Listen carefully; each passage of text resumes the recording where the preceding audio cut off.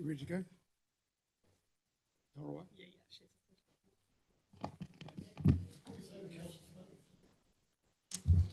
All right. Well, a little bit late, but we will declare the Audit and Risk Finance Committee ARF 24/2 open. We have a karakia, settle the spirit, clear the mind, prepare the body to achieve what needs to be achieved. Yes. We're all here, so we have no apologies. Any declarations of interest that we need to note at this point? Nope. All right. No public excluded items. We have no one for public forum. Don't have any presentations at the moment. And yes, but we are going to move for a change of order to bring item 10.4 forward to assist our friends from Audit New Zealand. So hopefully Anton's online. What? Perhaps not. No. Okay, can we start with the building? What's that? He's trying to. Okay. Did you get a mover and seconder for that change? Oh, yeah, yes, the mover and a second to change the order. Thank you. Councillor Swaits. Thank you. All those in favour? Aye. It's carried. Right. So, Anton, do we have you?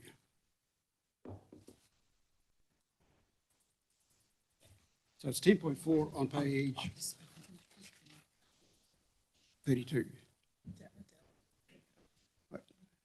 Sarah, are you leading us on this one?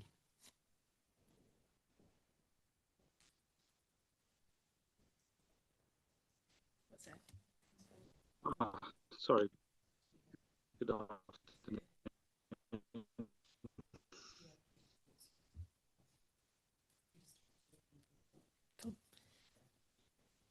Good afternoon, everyone. Through the chair, this report, the purpose of this report is to present the audit plan for our annual report year ending 30 June 2024, as well as the audit engagement letter for the long-term plan 24 to 34. Some key points to note are in relation to the annual report, there are 3 key areas of focus that audit have identified that they will be looking at. This includes the fair value of assets, major capital projects, and risk management of override controls. There's more information in terms of how they plan to look at this in attachment 1. In relation to the audit of the long-term plan 24 to 34 consultation document, as presented at the last council meeting, audit have issued an unmodified opinion with an emphasis of matter on capital delivery uncertainty. Anton joins me online, who is our audit manager, if you have any questions for either of us. Through the chair, I just want to note a couple of things in relation to the annual report and the long-term plan.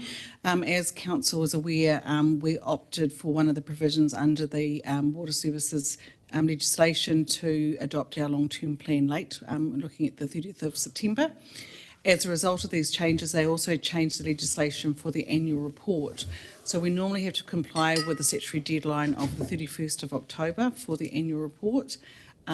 With the changes to the water services requirements, this has also had a further change to the timing of the statutory deadline for the annual report. So that has moved out to the 31st of December.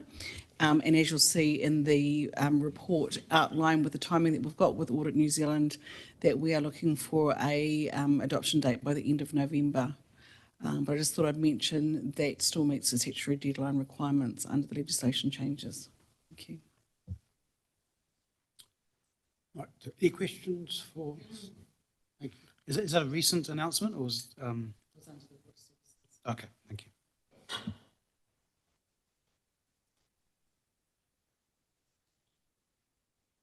Any other questions? Yes, Stuart. I don't see it in here. I'm just trying. One of the concerns from audit previously was around deliverability of capital projects, but that doesn't seem to be covered by this focus. They're looking at other things around classifications of costs and things, right? So through the chair, you'll note the scope of work that was covered for the consultation document itself included the deliverability of our capital work program. So they did do quite a significant review in terms of what we had in place, and also what you've seen this morning was also presented to Audit New Zealand as part of that, to indicate what we've got in our control to actually deliver what we've said we're going to deliver moving forward. But we had to do quite a detailed review as part of our underlying information for our long-term plan. I guess my question is, will that be an ongoing focus, do you think? Through the chair, yes, it has been for a number of years now, but Anton, you may also like to comment further on that. Hi, good afternoon. Yeah, so there's two, our audits have focused on two different things. The long-term plan audit, which included the consultation document, is a future focus. Are you set up to meet your capital deliverability that you've gone out to the community with? The other side is your annual report. That's a bit more historical. That is historical. So when that is, we're looking as at 30 June, how much work is actually being completed. Then also as part of the annual report, you have to report against what you had in your long-term plan. And so with that, a reader, including yourselves, will be able to see how close you are to that capital deliverability that you had. So if you are behind, there's generally not an impact on the opinion for the annual report, but you should be able to comment to the community why you're a bit behind in the comments.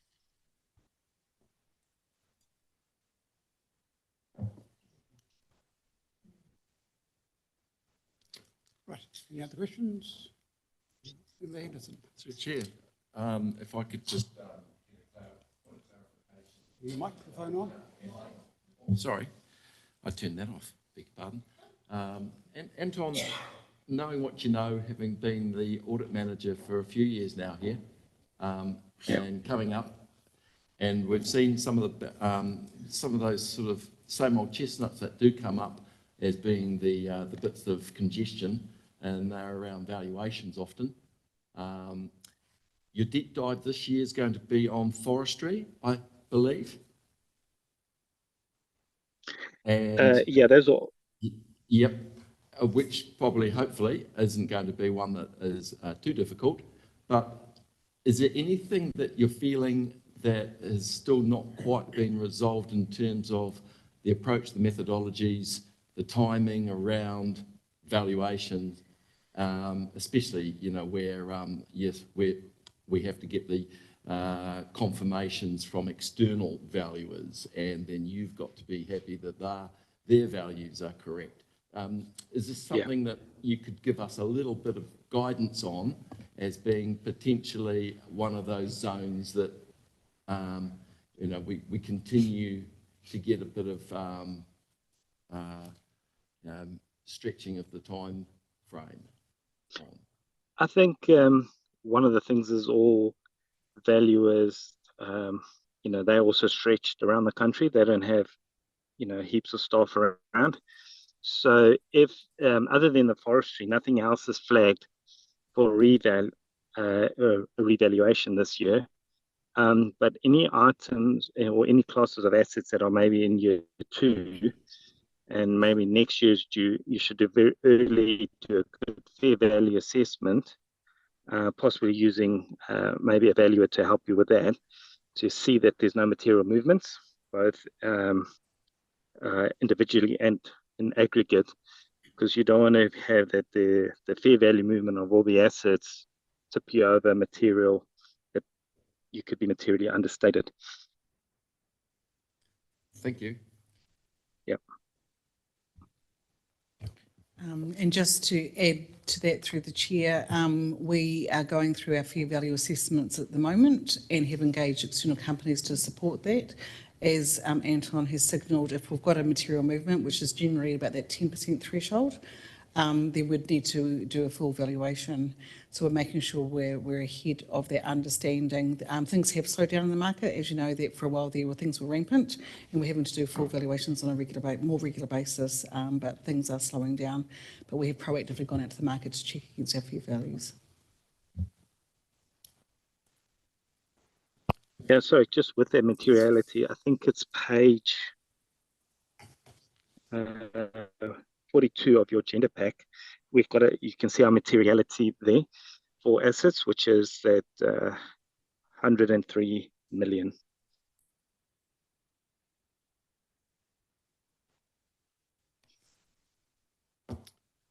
Right, thank you. So we have a recommendation that the Financial Manager's Report dated 4th of June, titled Audit New Zealand Audit Plan and Engagement Letter be received.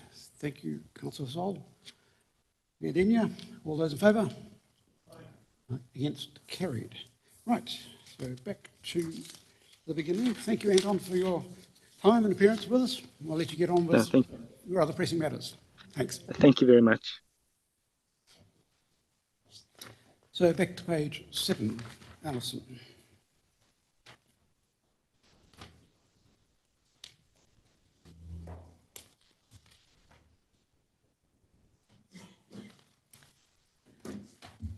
Good afternoon, elected members.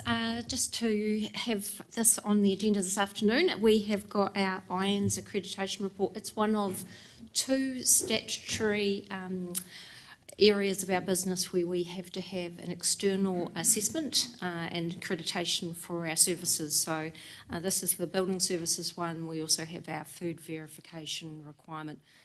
So I'll hand over to Nigel and he can talk you through the work that's been done in terms of preparing for this and the results of our accreditation, which we have received on Friday. Okay, just a bit of background on it. So it's a 2-year audit, so it happens every 2 years for us.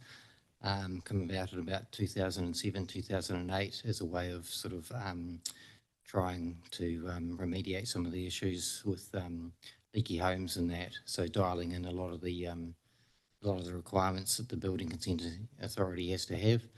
So we've done reasonably well this time. We had 15 non-compliances, 12 recommendations and 2 advisory notes, which is a reasonably good result. We had 1 serious non-compliance, and the reason why it's serious is because it was a repeat from the previous assessment. So that one was regarding timeframes. So we've managed to get the timeframes one sorted. It was one of the first ones to be cleared. And we're currently running at 100% compliance with the statutory clock. So that means every consent at the moment is running under 20 working days. And the average time to get a building consent at the moment is just over 10 working days. So, which is a fairly good result. So we got notification on Friday that that we had been cleared of all non-compliances, and so we've also received the formal report outlining the clearance and that our re-accreditation is in train, and our certificate will be arriving shortly. So that was good news. So if there's any questions or anything that anyone has. Thank you. Councillor Henry. Yeah, so well done. I'm glad that you're pleased with the report. I did notice in the, probably, I don't know where it comes, the training of your staff and consistency within the ability of your staff. Now, I'm assuming, like we have had, that you've had some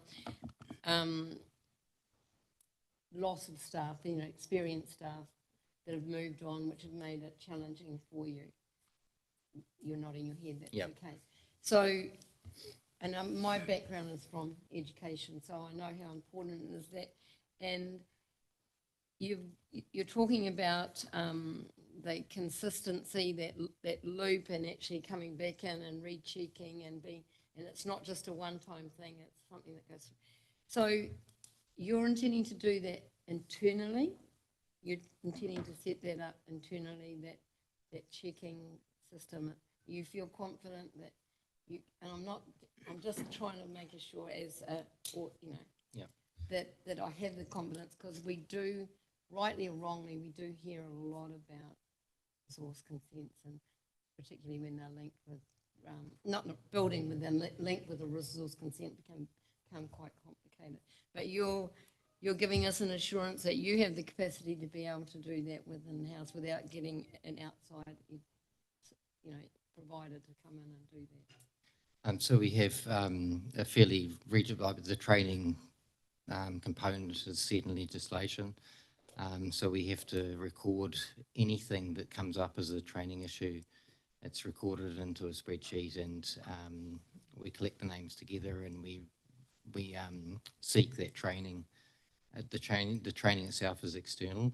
A lot of it. Oh, it is. It is. Yeah. It is Okay. definitely external. We don't. Because there's some lack of consistency within the recording of those things, but you've picked that up. And Yeah, so one of the most difficult things for us is we have to record outcomes of training, and it's a difficult thing to try and capture and evaluate, and they get us on that quite regularly. So every time somebody is trained, there's a process they have to go through to check to make sure the training's sunk in, and that's all the part of the loop that you're talking about, that cycles around and closes out that training stuff. So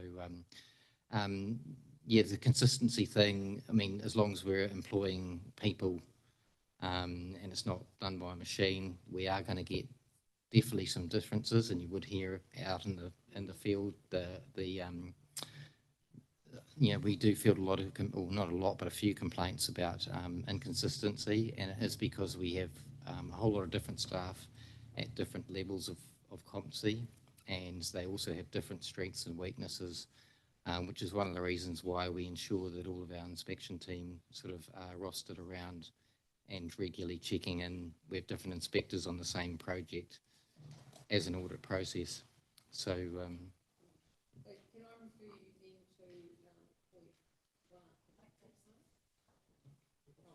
refer you then to point one, where the BCA compliance with statutory timeframe for granting and issuing building certificates within 20 days was 84.4%, which was not considered to be substantially compliant. yes. So I don't understand that. Can you talk? So as I said earlier, we're currently at 100% compliance. So we had bounced around at about probably 75 to 85% compliance with the statutory clock. So that's 75 to 85% of consents meeting that requirement to be done in 20 working days. And so the other 15, 30% not meeting that 20-day time frame. And there's another couple of GNCs in here which alluded to the fact that we had talked about a lot of fixes but hadn't actually recorded and tracked them and written them down, and it was a fundamental flaw for us, I guess, that we've managed to close the loop on. And that was what it was a revelation for me, and it was actually what assisted us in closing the loop. One of the most important things we did was starting to refuse consents that were just not, we were failing to get the answers back from people, and we were trying to be a little bit more customer friendly and hold their hand a little bit, and it was killing us with this timeframes.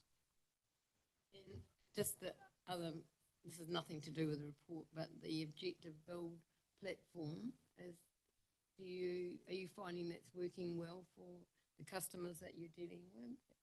It's definitely been a game changer for us because it's pulled us into alignment with TCC, which has been useful for the industry.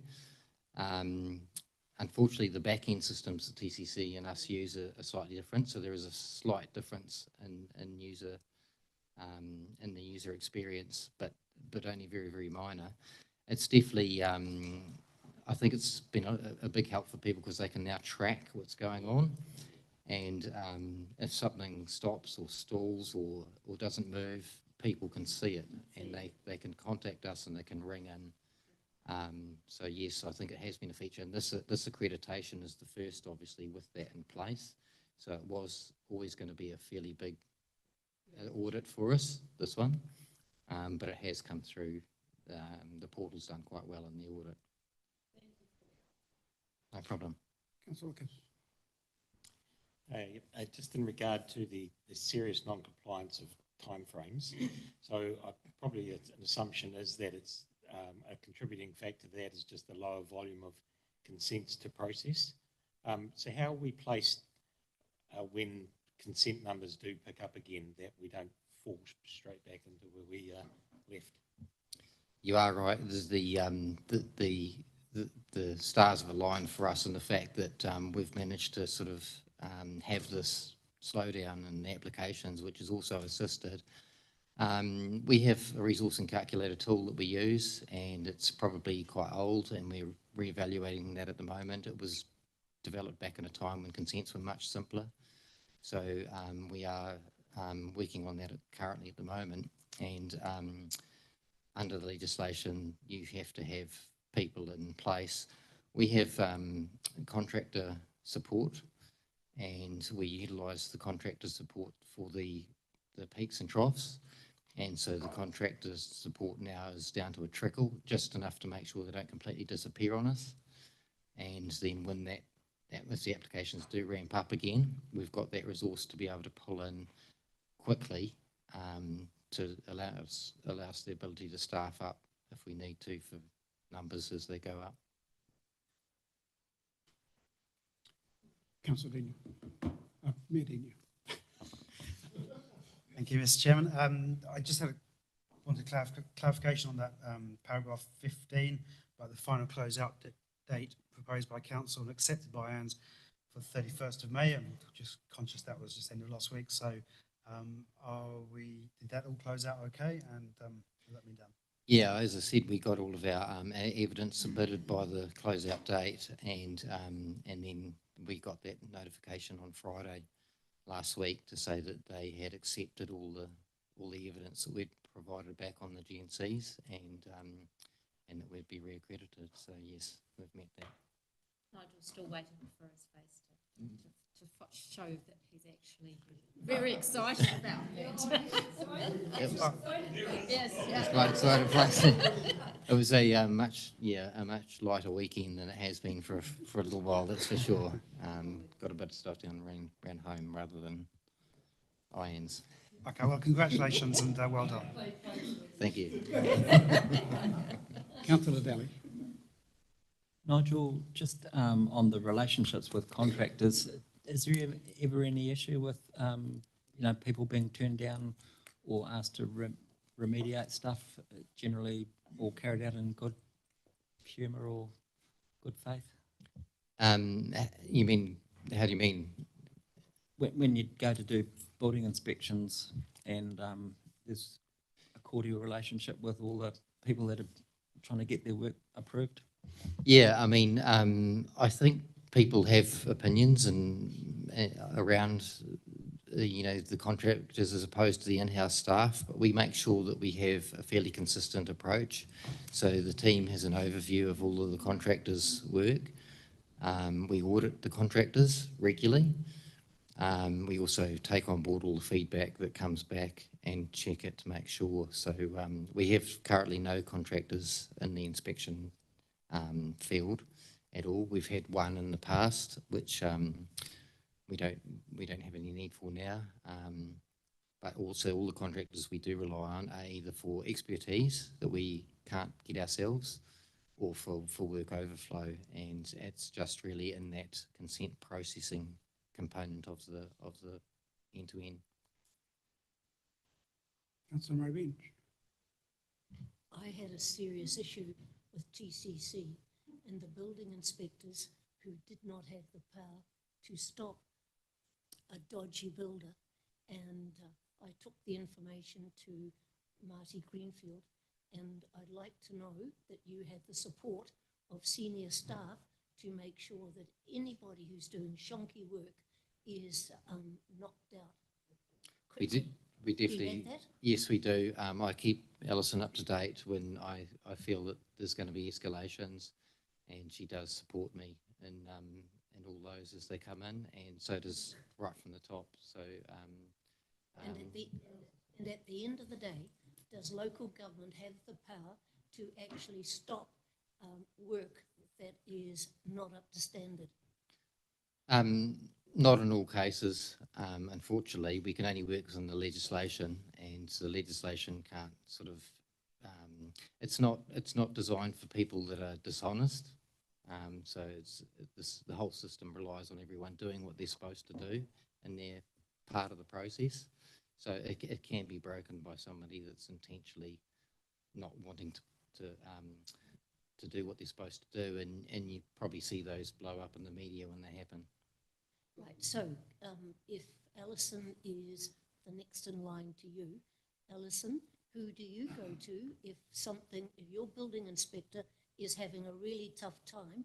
Can you go higher and get your chief engineer to put a stop to the building? So you're saying that, so I report through the chief executive, and John's over there has just given me the thumbs up.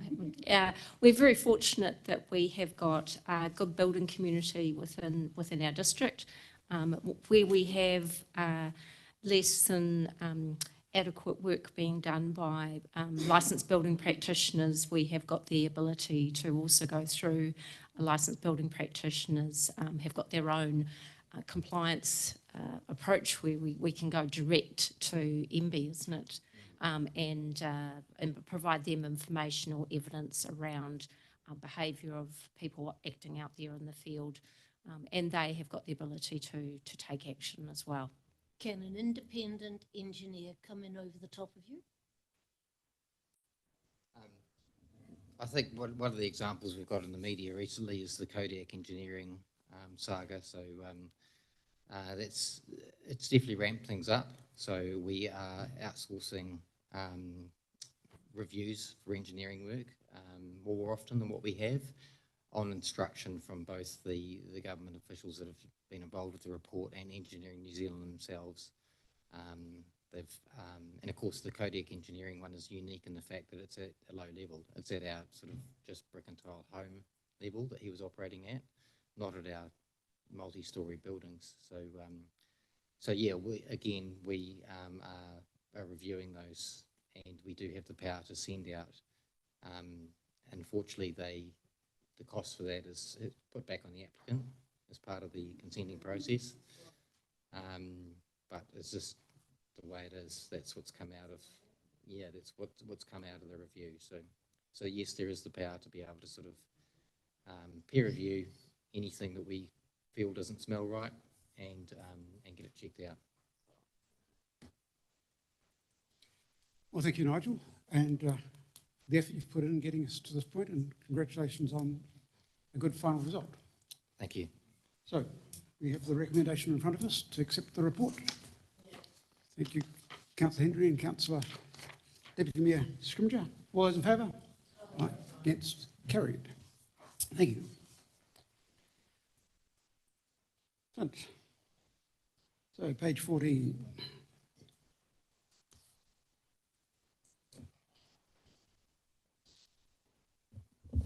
All yours. Good afternoon. Pardon?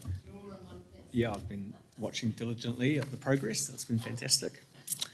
So just really quickly as a summary, so the overall performance over the last quarter from a health and safety and wellbeing perspective has been positive.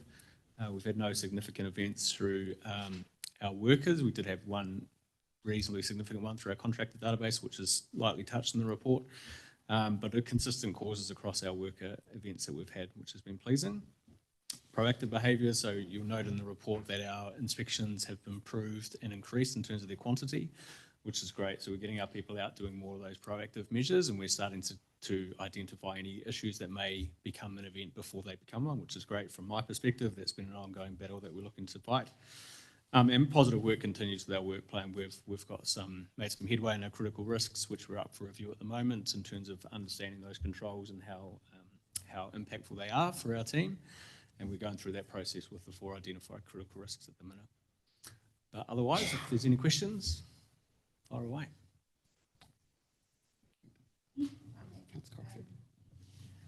I noticed on this report, risk management, one of the 4 critical risks, and the last one being lone working. And I assume that means people who are working on the field on their own, but also I assume it's people working from home as well. So do we still have a large number of staff working from home? We have a flexible work arrangement policy, but in terms of the numbers, it fluctuates. We don't have, from what I can see from our work environments, we don't have a high number that do it frequently. We have a number that will do it often, but it's not that they'll be there with any great volume of numbers. But it is one of the considerations that we need to consider.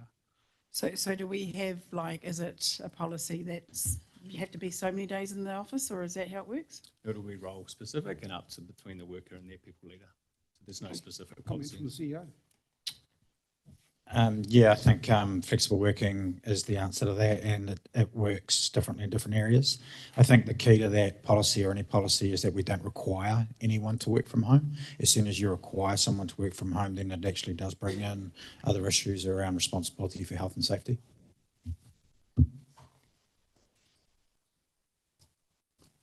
Councillor Henry. Okay. Exposure to aggressive and abusive behaviour. Unfortunately, it seems to be a common trend in a lot of areas where people are facing the public. So is it like we hear with dog management and stuff like that, but is it in other areas across As you sort of indicated, it's anywhere that's customer facing primarily. Yep, so we'll have our library environments, we'll have our customer service centres. On phone? Yep, could be on the phone as well, could be in person, could be our building inspectors, could be our animal inspectors. So it's anyone that's customer facing can have it, and even those who aren't necessarily, but just by nature of being in a council vehicle, could also cop some just by being in a car. So yeah, we are getting all of those. What are the procedures for people who are in that situation?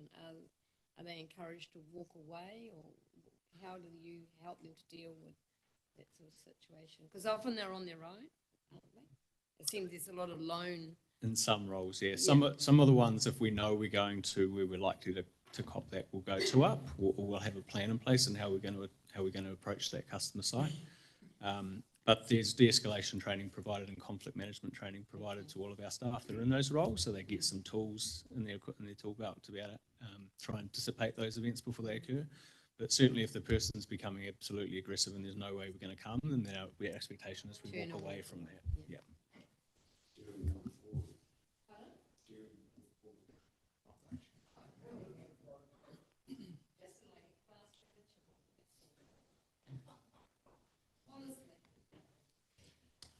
Well, there's a line in here that you need to copy and paste into all future reports, Clint. It says, our people were not involved in any events of note throughout the quarter. So just as long as we can have that in every report, we'll be good to go. It would be nice, wouldn't it? We'll aim for that. All right, excellent. So we have a recommendation there to receive the health and safety report. Thank you, Councillor Henry. Councillor Sol, all those in favour? Aye. Against, carried.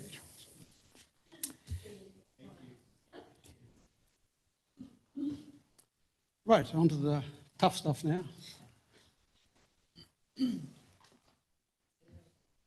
Page 21.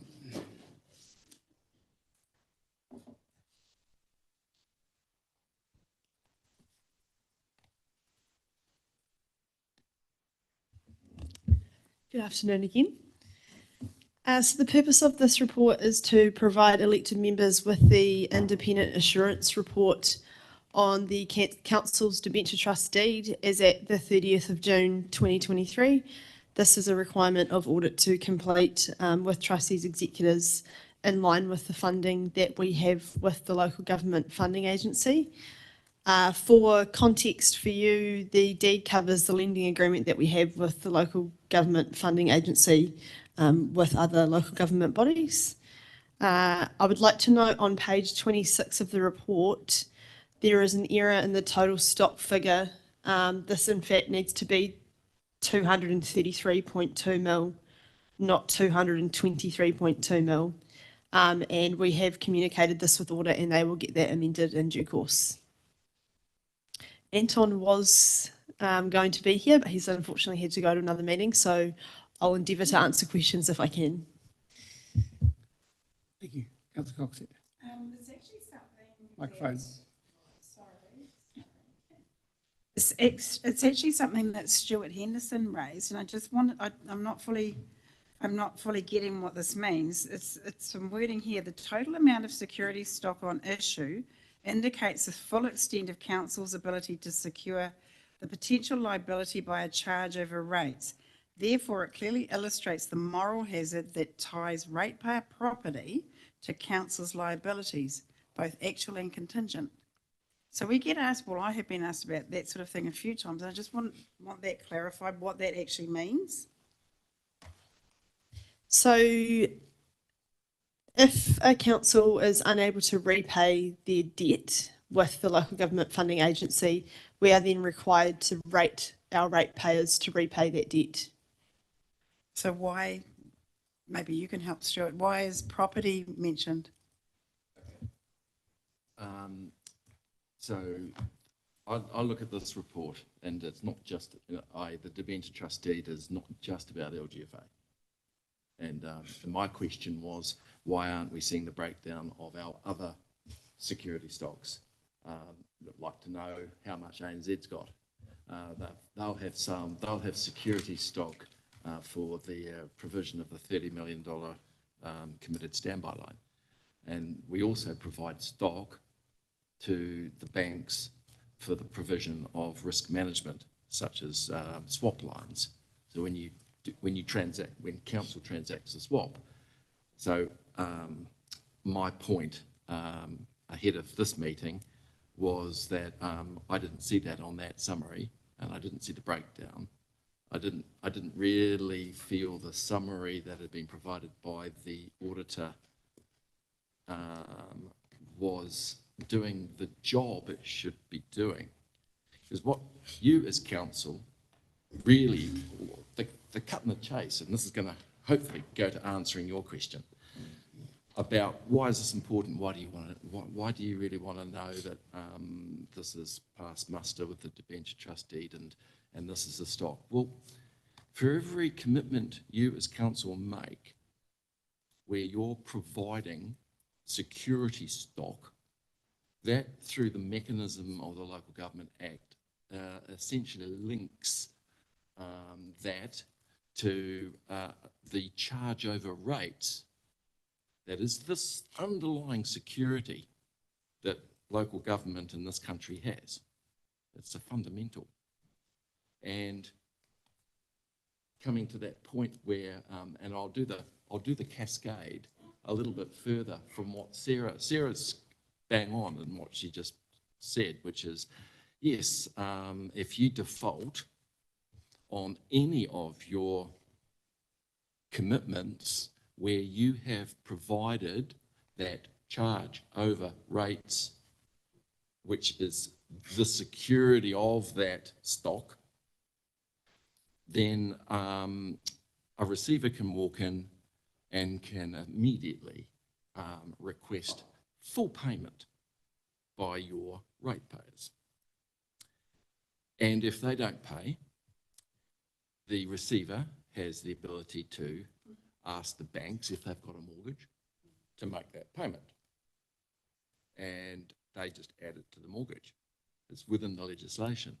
If they don't have a mortgage, then the receiver can essentially say, you better cough up, because if you don't, I'll sell you up. I have the power to sell you up. And the proceeds of that sale of that property, because the properties underlying all of this, in all respects, every property owner in this country currently guarantees the total of local government debt that's been issued with a charge over rates. That's the facts. So that's the moral hazard that I talk about. So no, it's just, I just want it, it's to put it all in context. Otherwise you'll sort of, what does this mean? And when I saw that, I thought, well, this isn't a very good report. You know, this isn't telling me anything. It's telling me how much the LGFA's got, but it isn't telling me what that breakdown is. And as Sarah's mentioned, we even then we got the figure wrong. So that figure of 233 million is essentially what is both in contingent and in actual, what your ratepayers are on the spike for in terms of their property ultimately. And therefore, you know, I thought it was a really good point to bring up, because I know that these are the sort of things that keep you up at night. Yeah. We'll be sacked. Commissioners will sort it out. We won't be out worried. We'll be gone.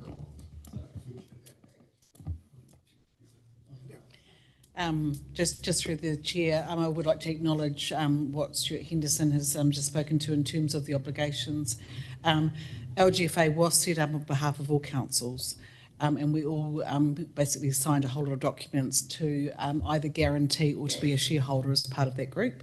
And the benefits from doing that is we're getting the best rating that we possibly can, and therefore the cheapest borrowings. How the risk that Stuart's identified is mitigated is that the covenants that we have to comply with is that debt to revenue ratio, which means that we're not taking out large amounts of debt that can't be managed by a council itself. So that's the controls that are in place across the country to manage potential risk as it comes around. So that's why there's that debt covenant of 280% for local government funding agencies. Our council has opted for a lower level of debt limit to moderate that risk, but we have an obligation, and I think I'm right in saying that we're about a 7% as a requirement under that $230+ million as a result of our shareholding as part of the local government funding agency itself. So at the moment, the covenants are the things that keep us strong and keep us within those things and without putting too much risk on the ratepayer. Do you have a question? Firstly, thanks for pointing out the error in that 223. It's now 233. I've spent ages trying to figure out what was going on there, but anyway. I did have a question that the 10 million, says 90 million is LGFA. What's the other 10 million? Is that for the committed bank facility, or what's that? So the 10 million is a facility that we had actually with Westpac back in 2015, and it was determined by audit at that stage with the technical team that it was classed outside of the usual bank facilities. So that is separate to your LGFA. It's no longer current? Did you say it's from 2015? Yes, now it's been repaid. Okay. Yeah. Thanks. Okay. And just to add to Stuart's comment around the fact that it doesn't really give you a good breakdown, agree with you there. This is the form that it comes from audit. There is no reason why we can't provide you with a breakdown in terms of other banks' committed versus uncommitted facilities that we have. I'd politely ask that audit should be doing this. This should be, I mean, I personally don't think they've done a good enough job. And that's our role, folks, you know, in this committee, is that we're governors for Western DC, but we also have to scrutinise our auditors, and they've not done a good enough job here, as far as I'm concerned. So I'd be very happy if you wanted to. You can provide that feedback. I'd be very happy to have that direct dialogue with the chair's permission to have this fixed, if not just for us, but for every council, because it's not doing the purpose it is actually there to do, in my opinion. I can certainly feed that back to audit. Thank you. That's Joyce. Thank you for telling us we're on the hook if Auckland goes mad. which is probably the biggest risk. One question I had was around Two Waters. I think we're calling it now, aren't we? They're talking about ratios of up to 400% debt to income. So how will that, he's got 5, I've got an advance on 5, any advance on 5, 500%, Stuart's now telling me. So how will that fit in with LGFA, or is that an unresolved question at this stage? Because that, once you're getting up, the higher you go, the bigger the risk, right? Yeah, through the chair, probably something that we will come to council with more information once the Three Waters is a bit more progressed. But some of the rationale at the moment for the high debt limits is having that professional board in place for a CCO only.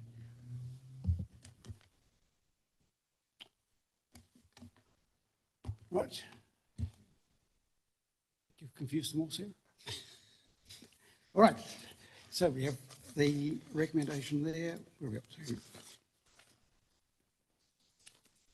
This one here. The independent assurance report on the debenture trustee be received. So thank you, Councillor Henry. I'll second that then. And all those in favour? Against? Carried.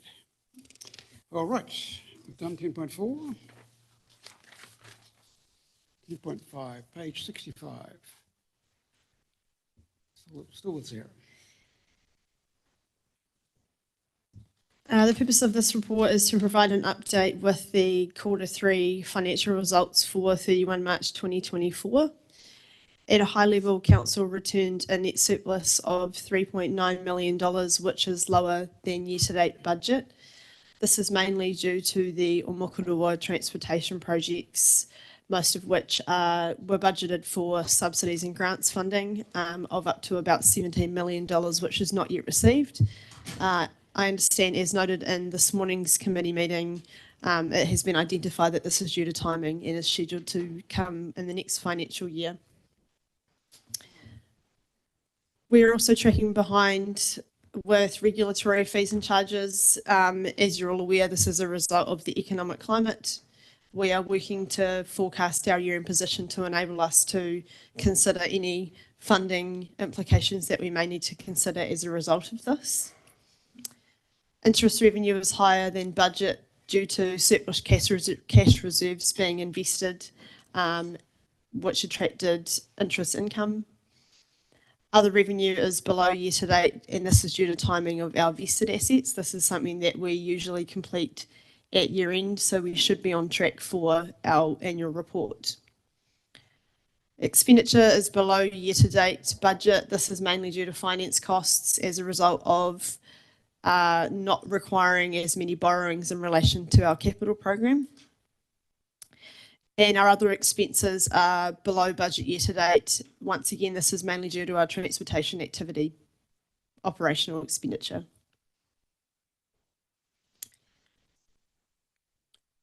Councillor Joyce. So I get it, Omokurua roundabout's running behind, so we haven't got our subsidy in, that's coming next year. So why haven't we got a matching much lower expense level? Because you'd think if we're waiting on the work being done and therefore we have to wait for the subsidy, surely we haven't been billed for the work either. So I would have thought both sides should reflect that, but I'm open to correction. So that would be reflected in your underspending your capital expenditure activity? But the expense spending, that would include everything, or was it only operational spending at the top? Just operational. Yes, That's operational, yeah. so that's good. So the subsidy is considered operational revenue, but the spending is considered CapEx. Yeah, we have to capture our subsidies revenue through the income statement. Right, okay, so that's why, thank you. Councillor Denia. Mayor Denia. Get that right, yeah. You might have just answered actually, but the capex of or projection of 55% was concerning to me. I know that achieving 100% is unrealistic, and that 80 or 90% is perhaps more than on the button, but 55 seems exceptionally low, and I was just wondering why that was. And I'm hearing there was part of that was Omokurua structure plan stuff, but can you give me any more information on that? I'll point to Cedric for this one. Through you, Mr. Chair. So that predominantly, that 55 million, as I understand, is our forecasted actual spend. And then we've got the forecast on what we think we'll get in terms of our projects that we've signed up. But the main contributor to that is the Omokoroa 3 wetlands that we've got to install there, the prole road to the rail, the roundabout in the Te Puke treatment plant, and some of the minor reserve projects. I think the big challenge we've got there is a lot of those projects are in motion or in design, but we're not phasing the forecasting or cash flow, so we're not actually giving true predictions from a treasury perspective.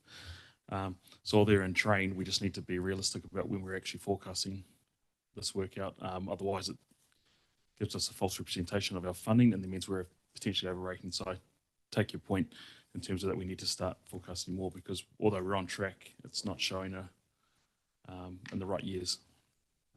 Another question I had, Sarah, was the rates income was significantly lower, and I'm just wondering, is that because of lower growth or lack of payment, or what's the story there? So that's to do with the water accrual that we have adjusted for in April. So it does look like it's not on track, but we are on track with budget as at year to date. Right, thank you.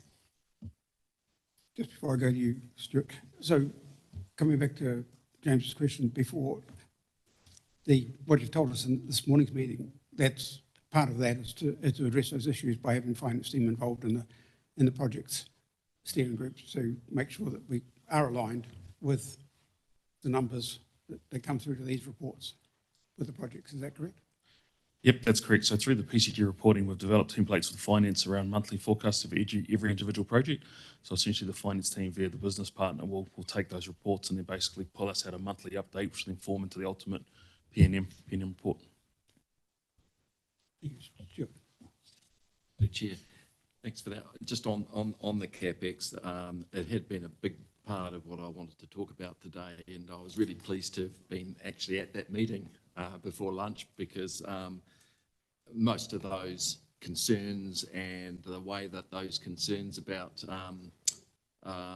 being able to more dynamically and fluidly forecast in order to give Treasury the right answer so that they can forecast debt and understand what they're doing on a risk management basis, that you're fixing that through this the new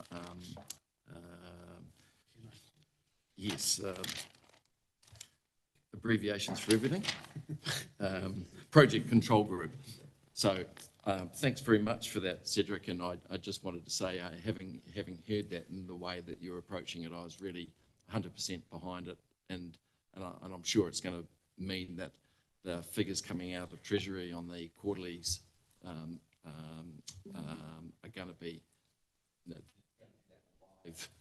management forecast as opposed to relying on an outdated LTP forecast, which is great.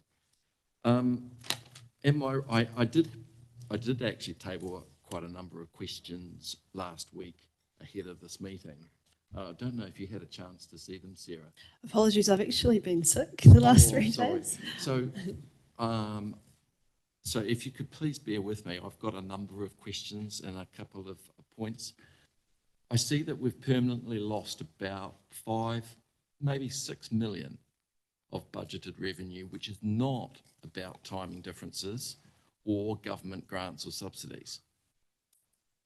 And that being the case, could that materially impact on the LTP assumptions? So high level, looking at around about 5 million, as you've just mentioned. So we're heading towards $2 million behind in fees and charges, which is as a result of the regulatory activity. In terms of a material impact on the LTP, we have re-budgeted all of those figures based on the most up-to-date forecast in terms of consenting, etc. So I don't believe that it has a material impact on the LTP. The other area where we are slightly under is your other revenue, which is to do with our, I can't remember off the top of my head. That's 800K, so we can look into that as well. Okay. Vested assets, so that should clear up at the end of the year. That's great. Yeah. So my concern was if you hadn't have done that, and then you go out with the LTP, and then the auditors come back and say, hold on, no, this isn't making any sense. So you're ahead of the game. Thanks very much. No really problems. great to hear. on page 70, there's, I think, a typo on the charts in the left. You've got the revenue figures that they appear to be the same as the actual and budget. It doesn't quite. Let me just go to my notes. So the reason that we have done that, Stuart, is because we haven't done a full revenue forecast projection to year end. So we have used budget because that's the most reliable source of data that we have at the moment. But we can make that clearer going forward. So do you know what? So do you have an idea of what the differential is? Not off the top of my head, no. That's something that the finance team are working through at the moment. Okay. I'll move away from. In the 6.3 million of reserves and facilities underspend due to consent delays, was the consent delay, is it in our control? Is it Western Bob, or is it Bay of Plenty Regional Council that's responsible for that? Whose consent are we waiting on, and what's, because there's a lot of delays in respect to those. Are you talking about capital expenditure? That was on page 78. So I'll pass that over to Cedric. So Stuart's question was just in relation to the consenting delays that we have for reserves and facilities, and if that's something that is in our control or in regional council. Yeah, correct. So generally the challenges with regional council and working with their officers around, regional council. Okay. Yeah. So it's in their camp. Generally, yes. So it's out of your control. Oh, yeah, correct. It is within our control in terms of to respond and reply and provide them with timely information, but it's more the, and I'm probably not alone with TCC or Waka Kotahi or others, it's just the challenging climate that we have with regional council in terms of their requirements. Is there any heads up that we should be concerning ourselves about because of that? I.e., is it an increasing trend? Are we finding it more and more difficult, the interactions with Bay of Plenty Regional Council in meeting the timing that you're expecting on projects to happen because of consent timetable? Yeah. So one thing we have done as part of the capital program is we've identified as consenting being one of the work streams that we need to look at across the entire, say, 24-25, but 25-26 program. So we've been working with Natasha from the planning team around how we can actually be prepared for that. So part of that is looking at a program manager to solely manage consents and that process from end to end. So the issue is that the information or how we put it together is, from my perspective, is taking too long, or there's some gaps there from a productivity perspective. So we need to come up with a consenting strategy that spans the entire LTP. And that's going to not just be our own consenting process. You're going to incorporate that into others that we're relying on for consents as well, in the sense of there being a plan. Yeah, correct. So at the moment we've ring-fenced all the district, regional, archaeological consents and developing a bespoke plan for 3 years. Thank you. And I think I only had one other point. I'm sorry, folks. So I try to do these things in advance so that I don't take up your valuable time at these meetings, but unfortunately, yeah, people have been off sick, and there's been a lot of COVID around, I know. And I'll just go to my last question. Yes, on page 80, where you're showing that we're actually in breach, but looking at it, I don't think we are. Is that just a couple of breach red flags that were inadvertently put in, or are the figures different? No. So per the previous, I think maybe 2 Audit Risk and Finance Committee meetings now, there was a breach that we were aware of. It was an interest rate breach, and as previously discussed, we decided not to enter into fixed rate options because the breach cost versus how much we were going to be paying in interest was different.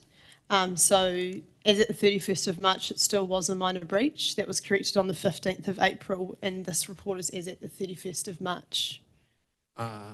Yeah, this Yeah, except that your data is actually showing a different figure. You know, I'd understand that if that was the case, but on page 80, if you look at your, if you actually look at, you know, it's saying here we're 63.5%, which is within the 40 to 100, no breach. We're at 39%, which is within the 2280. I would ordinarily expect those figures to reflect 31 March, and then they would be in breach. So the reason that that isn't the case is because it's a weighted average over the previous 90 days. So it does appear like it's not breaching, but at that point in time it was. Ooh. Yeah, it's not clear, is it? No. Through the chair, I'll just note that as part of our proposed changes in the long-term plan, that we have changed it so that there can be up to a 90-day potential breach. It doesn't need to be reported. So it's just that it's very minor in terms of the timing, but our current policy requires that. Okay. So, if I may, Stuart, can you just clarify? So there was a short breach, but over 90 days it wasn't a breach, or is it the way around? Correct, yes. So we were in breach and we came to the last committee noting that we knew that was the case. However, financially it didn't make sense for us to enter it just to be within policy for that short amount of time. So as at the 15th of April, we're no longer in breach of the policy. Thank you. Thanks. Thank you. Thank you. All done. All right, so our recommendation is to receive the finance manager's report on page, wherever it was. So, thank you. Thank you. Councillor Coxhead and Councillor Thwaites. All those in favour? Aye. Against? Carried. Right, Peter. Page 83.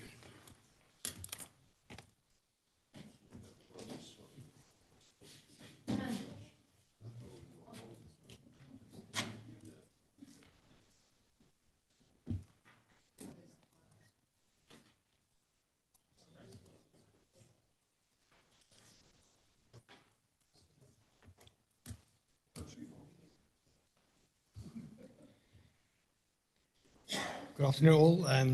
Yeah, it's been a morning call, but now it's afternoon.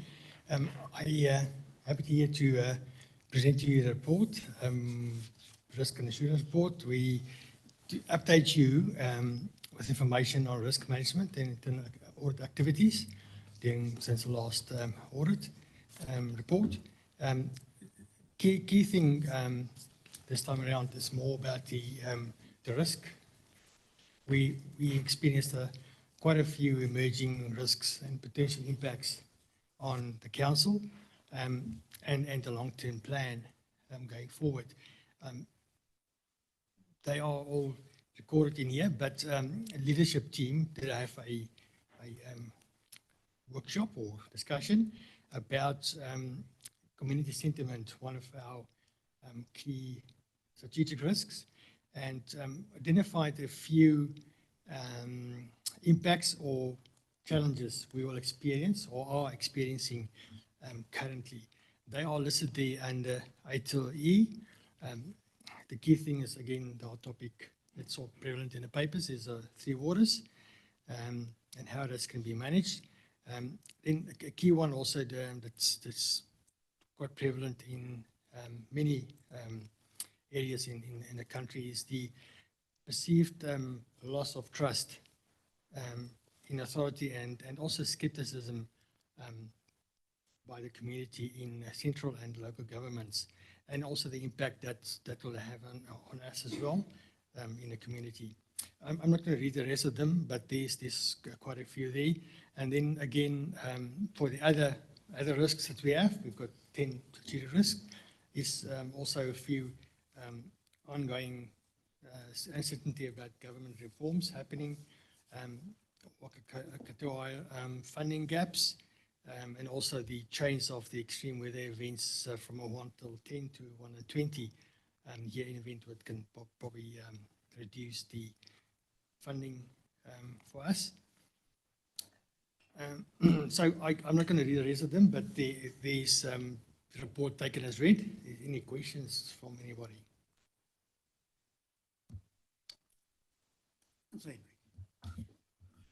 So probably during the last 5 years, there has been uncertainty for our New Zealand public within the central government realm and for us too. So I'm not surprised with some of the things that have been said in there because there is a high level of uncertainty. Now we're on hold, we're not sure which way we're going. And so, and you may have told us this before, what I'm interested in is how you acquire this information that's given in. And I think it's very accurate with what I would say is a reflection of the community. But how do you acquire that information to make this report? Well, this information is from within council and also reading papers, of course, like we all do. Oh, so it's not, you don't canvass out the individuals? Sorry, yeah, I was just to follow on. Okay, yeah. Council, So generally your own overview, like I've just said mine. Yeah, the main source is like I said from this community sentiment was through SLT workshop that we worked through those and all the GMs participated and the chief executive and input information, which is the key driver for these. But there's also other avenues we go through.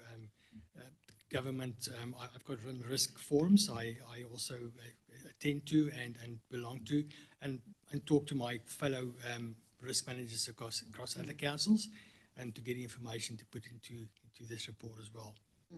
But this time around, the majority was from the SLT. From what, sorry? The senior leadership team. Oh, yeah. Council. Okay, thank you. I think it's the best ears and eyes that we've got are the people that walk out of the building every day. So in terms of how our community is feeling, it's the people in the service centres, it's our building inspectors, it's people that are walking into environments where people are struggling, and you're seeing that we're getting those reflections back to us constantly, and there's a lot of it going on out there, particularly with service centres and so forth. So yeah, that's the ears and eyes really for the organisation. Yeah. We also hear, we reflect in there some of the changing policies around Māori wards and things like that. We're talking to and engaging with our tangata whenua partners. So it's a bit of a mixture, but it's our people that know, are sensing it. Interesting. Thank you. Any other questions on the movements and the little indicators there, or comments? Sure. Right.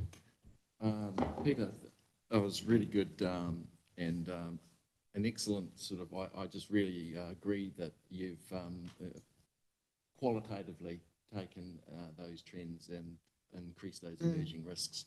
That's really consistent with what I'm seeing around the country, and the fact that you've widened that and increased those on most of those has been really, really great and gratifying. It means that people are thinking and anticipating. And I only had one question, which was, is there a thought? This is good. It's nice and tight. It's 10. We get to see that. Are there anything? And it's great because I've got John sitting there too. Between the two of you, is there anything keeping you up at night at the moment that could emerge as number 11? And I'm thinking in particular around project and capital plan, capital project. I know that this is something that's incredibly focused with a lot of other councils. And if there's one that's potentially emerging as one that this forum might end up needing to focus on as a emerged risk, shall we say? Yeah, thank you, Stuart, and Stuart, the chair. Yes, thank you. First of all, for the content here, I can only acknowledge my competent and highly skilled senior leadership team who helped me in getting that there. So thank you, executive. The other comment, yes, that's actually quite prevalent, the project's risk, and our number one risk here of the 10 is operational risks. Within there, is the project's management risk contained. And it was actually also discussed after this report. And I can tell you it's quite focused on those. And that's why you saw the PCGs and project management being discussed earlier before this meeting. And I think it's quite good timing for you to see that as well. So yeah, that's on the radar and it's on the spotlight and has been discussed also following with ECLT as well. And it's under control. Probably Cedric or John can talk more to the topic. Oh, and is there any single major project that just gives you a bit of cause for concern, John? Not a specific project. I think it's the things that we've really spoken about in terms of capital program. We can control what we can control, and I've got every confidence that Cedric and the rest of the team will put in some great processes and systems to do those things. But that's what we can control. There is a lot that's sitting outside of that, and that is going to still be about availability, contractors. I mean, the reason that Audit New Zealand have put that the condition, that's probably not the right word, in our consultation document around deliverability is because when you add up everything that every council is doing across New Zealand, it's impossible to deliver against. So someone's going to fail. So we're all vying for the same resource. Yeah, indeed. Yep. Thank you. Thanks. Councillor. Just a comment in regard to risk 9 people, capability and capacity. The report just doubles the section twice. There's a piece, the second part of it's missing. Be good to actually see that bit. Noted. I just note through the chair too that the water reform will have an impact on the deliverability, as that goes through that transitional process as well, if that's what the council decides, and that's where the government accepts our next step will be. So. Okay, so we have a recommendation to receive Peter's report. Thank you, Deputy Mayor Scrimgeour. Councillor Sol, all those in favour? Against, carried. And moving on to the information for receipt. Was change of calendar schedules to make things fit in with more sensibly. Any questions, any comments you want to make on that? Have you moved, Mr. Chair? I don't think we need to move for that one. No. Also. Oh. It is. Information for Thank you. Sorry. But so no questions. They're just obviously logical, rational changes to schedule. Right? All good. You could move to go to confidential if you want to. Could do. Okay, so.